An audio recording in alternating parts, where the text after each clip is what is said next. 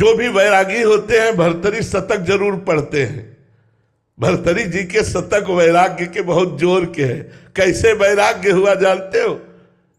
तृप्त हो के नहीं, अतृप्त हो करके। महाराज भर्तरी जी ने, चक्रवर्ती सम्राट थे, मन को खोजा, मन की बात कि ये क्या चाहता है। जब नव युवराज पद से राजा बनाए गए तब इन्होंने विचार किया कि मेरा मन चाहता क्या है।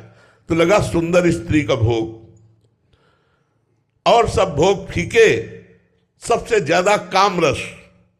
ऐलान कर दिया कि विश्व की कोई सुंदरी मैं उसे वर्ण करना चाहता हूं, मेरे सामने आए। तो बहुत से जो अपनी सुंदरता का अभिमान रखती थी सुंदरियां एकत्र, क्योंकि चक्रवर्ती सम्राट महाराज भर्तरी, उनमें एक का नाम था पिंगला, जो सर्वांग सुंदरी, और भर्तरी जी के चित्त को लुभायमान कर लिया।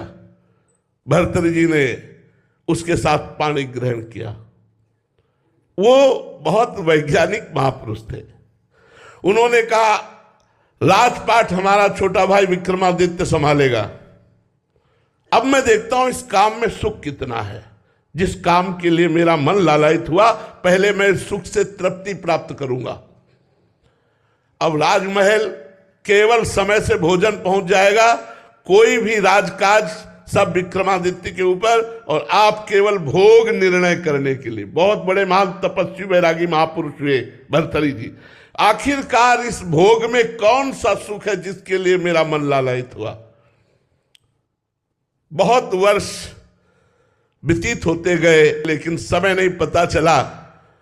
पिंगला एक दिन अपने महल के पार्श्व की तरफ देखा तो एक हष्ट पुष्ट जवान घोड़ों की रखवाली करवा रहा था। कोई मालिश कर रहा है, कोई कुछ कर, उसे अश्वपाल कहते हैं। देखा और जम गया। पिंगला ने दासी को भेजा, अश्वपाल से कौन मिलना चाहती।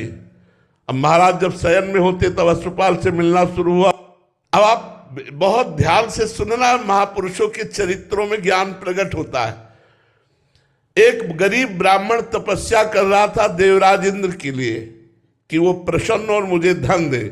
तो देवराज इंद्र संबंधी मंत्रों का वो जाप कर रहा था। देवराज इंद्र प्रकट हुए और एक फल दिया, बोले अमर फल, इसे खाने से अमर हो जाता है। बस अंतर ध्यान हो गए। उनका मेरी बात भी नहीं सुनी। मुझ गरीब को अमर होके क्या करना है, मुझे तो धन चाहिए था। अच्छा, शायद उपाय बताया, ये अमर फल मैं महाराज भर्तरी को दे देता हूं, और भर्तरी धर्मात्मा राजा है, वो अमर रहेंगे तो हमारी प्रजा सुखी रहेगी। ब्राह्मण और ऋषियों के लिए राजा का ये महल खुला रहता था, कभी भी कोई जा सकता है। ये वहाँ कोई नियम नहीं थे। ये पहले था ब्रह्म ऋषियों के लिए, संतों के लिए, ब्राह्मणों के लिए, विप्रों के लिए ये मार्ग। महाराज की जय हो। कहो विप्रवर कैसे आगमन हुआ। महाराज मैंने तपस्या कर, मुझे देवराज इंद्र ने एक अमर फल दिया, इसे खाने से अमर हो जाया जाता है। आज्ञा करी, जितना खजाने से धन चाहिए इनको दे दीजिए। अमर फल लिया, सोचा मेरी आसक्ति पिंगला पे है, मैं अमर होकर क्या करूंगा। अगर पिंगला अमर रहेगी तो मैं सुखी रहूंगा। पिंगला को बुलाया और कहा ये हमारे देश के विप्र की तपस्या का फल है, आप इसे पा लीजिए, अमर हो जाएंगे। उसने कहा महाराज आप निश्चिंत हो जाइए, मैं स्नान आदि करके इस अमर फल को प्राप्त कर लूंगी। पिंगला ने सोचा मैं अमर होकर क्या करूंगी, यदि अश्वपाल जीवित रहा, अमर रहा तो मुझे सुख मिलता रहेगा।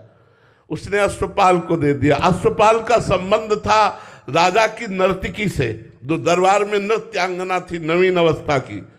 उन्होंने सोचा अगर ये नर्तकी जीवित रही और अमर रही तो मैं सुखी बना रहूंगा। उन्होंने नर्तकी को दे दिया। नर्तकी ने विचार किया मैं जिस राजा के दरबार की नर्तकी हूं, राजा अमर हो तो अच्छा है। वो अमर फल फिर भर्तरी जी के पास पहुंच गया। भर्तरी जी महाराज के पास जब अमर फल पहुंचा तो उन्होंने वैश्या से कहा क्योरी विप्र अमर फल लाया तो समझ में आया तपस्या करके लाया, तू कहां से लाई। अब वो तो कांप गई। महाराज जीवन दान हो, सत्य बोल। तो उनका महाराज आपके महल के पीछे जो अश्वपाल ने मुझे दिया, जाओ। अश्वपाल को बुलाया सभा में और कहा बोल ये अमर फल कहां से मिला। अब उसके तो होश उड़ गए। महाराज जीवन दान हो तो सत्य बोलूं, हाँ जाओ माफ किया। महाराज आपकी रानी पिंगला ने दिया। पिंगला को बुलाया और कहा, क्यों री चक्रवर्ती सम्राट मुझ भर्तरी से तुझे तृप्ति नहीं हुई? एक अश्वपाल से, अरे अश्वपाल, तुझे चक्रवर्ती सम्राट की महारानी पिंगला से तृप्ति नहीं हुई? एक नर्तकी से? धिक्कार है इस काम को। और उतारा मुकुट और रख दिया और सदा सदा के लिए बनवासी बन गए अतृप्त होकर। ये भोग कभी तृप्ति प्रदान कर ही नहीं सकते, क्योंकि इनमें कुछ सार है ही नहीं।